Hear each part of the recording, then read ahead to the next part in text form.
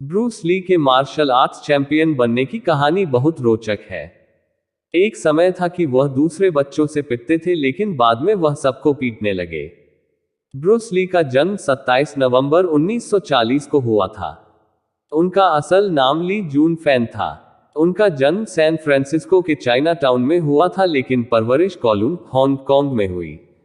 Bruce Lee ने दुनिया में मार्शल आर्ट्स को नई पहचान दी। 20 जुलाई 1973 को महज 32 साल की उम्र में उनका निधन हो गया था। आइए आज उनके पैदाइश की सालगिरह पर उनसे जुड़ी कुछ रोचक बातें जानते हैं। मार्शल आर्ट्स सीखने की शुरुआत। ब्रूस ली तब छोटे थे। हांगकांग की गलियों में खेला करते थे। दूसरे बच्चे उनकी पिटाई कर देते थे। बचाव के लिए उन्होंने कुछ मित्रों को मिलाकर एक गैंग बना लिया। गैंग के बाकी बच्चे भी उनके जैसे ही थे। नतीजा ये कि पहले जहां ब्रूस ली अकेले पिटते थे, अब अपने पूरी गैंग के साथ पिटने लगे। एक दिन चोटिल अपने घर पहुंचे तो मां से उनकी हालत न देखी गई।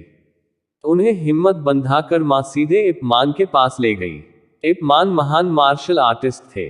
डॉनी यैन की मुख्य भूमिका वाली विल्सन यिप निर्देशित इप मान, जिसे लोग आईपी मैन पढ़ लेते हैं, सीरीज की फिल्में इन दिनों टीवी पर खूब आती हैं। पहले पिटते थे, अब पीटना शुरू कर दिया। इप मान ने ब्रूस ली की विलक्षणता को पहचाना और उन्हें मार्शल आर्ट्स की बारीकियां सिखाई। इससे ब्रूस ली का तुरंत तो कोई भला न हुआ, पर वह मोहल्ले के माने हुए गुंडे बन गए। हर दूसरे दिन उनके दरवाजे पर पुलिस आ जाती थी। माँ बाप बहुत परेशान हुए। जब ब्रूस ली में कोई सुधार न दिखा तो उन्होंने पुलिस वालों को रिश्वत खिलाकर ब्रूस ली के सारे मामले रफा दफा करवाए और उन्हें अमेरिका भेज दिया ताकि वह डॉक्टर बन सके। अमेरिका में खोला कुंग फू स्कूल। ब्रूस ली ने वहां कॉलेज में दाखिला तो ले लिया, लेकिन उनका मन मार्शल आर्ट्स में रमा रहता था। उन्होंने अपना एक कुंग फू स्कूल खोल लिया। इससे अमेरिका में रहने वाले चीनी बहुत नाराज हुए, क्योंकि उनका मानना था कि गैर चीनियों को मार्शल आर्ट्स सिखाना अपराध है।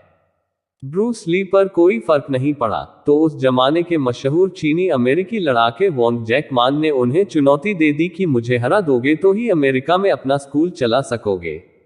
ब्रूस ली ने उससे मुकाबला किया। कहते हैं कि 1.5-2 मिनट में ही वॉन्ग जैक मान मैदान छोड़कर भाग खड़े हुए।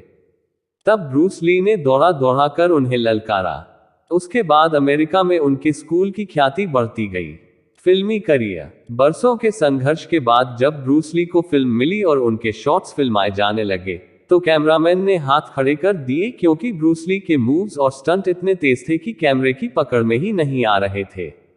चीते से भी ज्यादा फुर्तीले ब्रूस ली से कहा गया कि वह अपने स्टंट धीरे करे। आज भी कैमरा पर ब्रूस ली के स्टंट बहुत तेज दिखते हैं, जबकि वे उनके असली स्टैंडर्ड के मुकाबले धीमे स्टंट हैं। आज के सुपरस्टार जैकी चेन उस जमाने में ब्रूस ली की फिल्मों में बतौर एक्स्ट्रा काम करते थे। एंटर द ड्रैगन के एक दृश्य में लड़ते हुए ब्रूस ली की लाठी दुर्भाग्य से जैकी चेन को जोर से लग गई। वह घायल हो गए, लेकिन जैकी चेन इसे एक सौभाग्य मानते हैं, क्योंकि इस घटना के बाद ब्रूस ली ने उनका माथा सहलाया और उन्हें गले लगाया। जैकी इसी बात से खुश रहते हैं कि इसके बाद ब्रूस ली उन्हें नाम से जानने लगे थे। ध्यान और चिंतन में भी दिलचस्पी। वह सिर्फ एक लड़ाके ही नहीं थे, बल्कि उनकी आध्यात्मिक चेतना बहुत विकसित थी। उनके निजी पत्रों का संग्रह लेटर्स ऑफ द ड्रैगन पढ़कर यह बात समझी जा सकती है। वह किताबें पढ़ते थे, ध्यान व चिंतन करते थे और दर्शन की खासी समझ रखते थे। 1962 में अपनी एक मित्र पल तसु से एक खत में उन्होंने कहा था, मेरे भीतर एक रचनात्मक आध्यात्मिक शक्ति है, जो मेरे धर्म, मेरी आस्था, मेरी महत्वाकांक्षा, मेरे आत्मविश्वास, मेरे संकल्प व मेरे सपनों से कहीं ज्यादा बड़ी है, और यह शक्ति मेरे हाथों में रहती है। पर्दे पर उनकी फुर्ती देखने के बाद इस बात की सच्चाई महसूस होती है। दुखद निधन। उनकी बहुत दर्दनाक मौत हुई। अभिनेता जॉर्ज लेजेंडबी के साथ ब्रूस ली एक फिल्म बनाने वाले था। उस सिलसिले में ब्रूस ली के वह संपर्क में थे। 20 जुलाई 1973 को उन्हें ब्रूस ली के साथ डिनर करना था। ली की पत्नी लिंडा ने बताया, ली ने जॉर्ज लेजेंडबी के साथ प्रोड्यूसर रेमंड चो से दिन के 2 बजे मुलाकात थी, जिसमें उन्होंने फिल्म गेम ऑफ डेथ को बनाने के बारे में चर्चा की। उन लोगों ने दिन के 4 बजे तक काम किया और फिर ली की सहकर्मी ताइवानी अभिनेत्री बेटी तिंग पेई के पास गए। तिंग के घर पर तीनों ने स्क्रिप्ट पर बातचीत की और उसके बाद चो एक डिनर मीटिंग के लिए चले गए। उसके बाद ली ने कहा कि उनको सिरदर्द हो रहा है। इस पर तिंग ने उनको दर्द की दवा दे दी। करीब 7:30 बजे ली झपकी लेने के लिए लेट गए। जब ली डिनर के लिए नहीं आए तो प्रोड्यूसर रेमंड चो उनको उठाने के लिए कमरे में गए, लेकिन वह ली को उठा नहीं पाए। एक डॉक्टर को बुलाया गया। डॉक्टर ने 10 मिनट तक ली को देखा, फिर एम्बुलेंस बुलाकर उनको हॉस्पिटल भेज दिया।